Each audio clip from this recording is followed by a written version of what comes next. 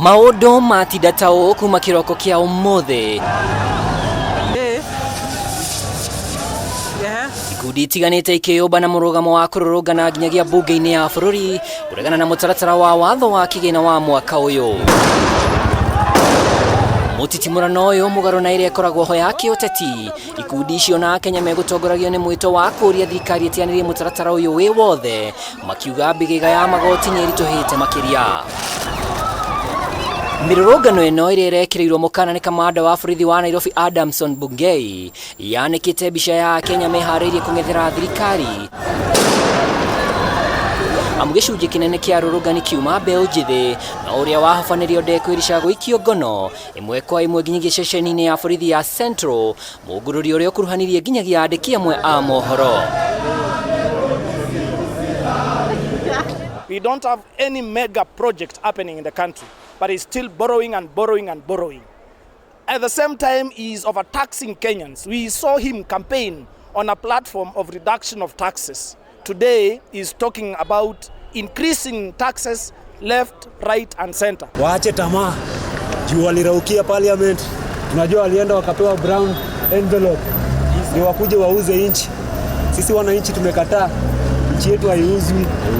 Tutakufia kwa inchi yetu na majirani zitakuwa kwa inchi yetu bado. The young people who are now at the police station, very young people, are demonstrating because wazazi waliongea, serikali haikusikia. Sasa watoto wenyewe ndio wametokeza kusema ya kwamba wamechoka, na badala wasikizwe wameanza kupigwa na tear gas. Kiama kia mawakiri bũrũri-inĩ LSK nĩgĩkomithĩtie mũkana wa Bungei makiuga gũtirĩ mũndũ wĩna ũhoti wa kwagarara ihoto cia Kenya cia mĩrũrũngano ya thayũ gĩgatiba. Has the law been suspended until 6 p.m?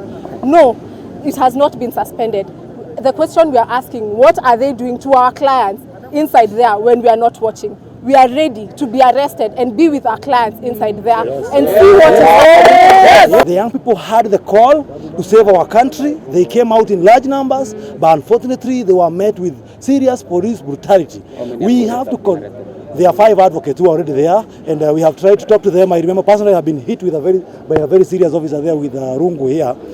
Trying to negotiate a release of even members of the public. Igeria rĩa arũrũngani kwĩgayania barabara itiganĩte cia mũciĩ wa Nairobi nĩguo makinye nja wa cikaro cia bunge nĩ rĩringire ihiga mu mbũtũ cia borithi nĩ ciongereirwo kũiga ũgitĩri.